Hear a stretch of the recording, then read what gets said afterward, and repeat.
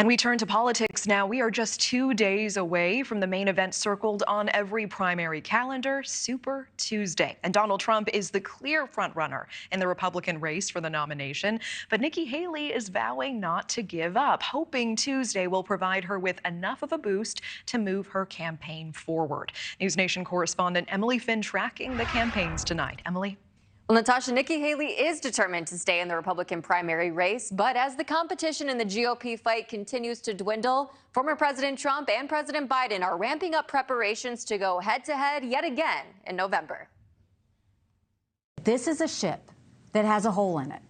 Donald Trump is the hole. Nikki Haley taking aim at her top rival for the GOP nomination during an interview with NewsNation, refusing to drop out of the race as long as it is still competitive.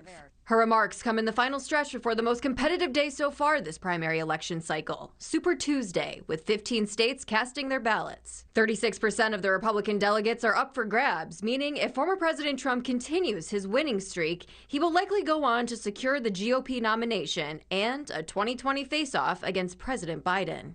Haley, not ready to give up the fight just yet, has been crisscrossing Super Tuesday states, hosting campaign events in North Carolina, Massachusetts, Maine, and Vermont this weekend. And I am fighting because as long as 70% of Americans say they don't want Joe Biden or Donald Trump, as long as there are states out there that say they want their voices heard, we're going to keep doing it.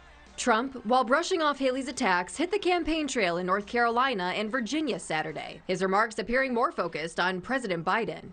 Joe Biden and his fascists that control him are the real threat to democracy in this country. They are a big threat, and they are corrupt. The Biden administration wrapping up their campaign rhetoric as well, despite next Tuesday's primary elections more of a formality at this point. The First Lady embarking on a tour of key battleground states, campaigning in Wisconsin, Georgia, and Arizona leading up to Super Tuesday. Donald Trump has spent a lifetime tearing us down and devaluing our existence.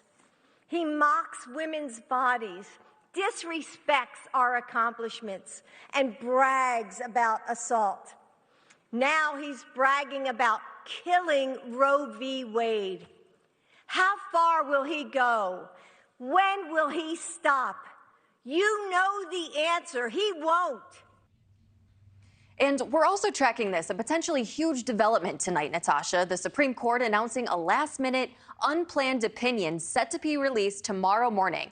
Remember, the Colorado case and the state's efforts to ban former President Trump from the presidential election ballot is still pending. While the justices never indicate which opinion will be issued on a certain day, Colorado is one of the states voting on Super Tuesday, so the High Court could be expediting the ruling to clarify Trump's eligibility. We'll be watching out for that announcement tomorrow after 10 a.m. Natasha. All right, Emily Finn with that. Thank you.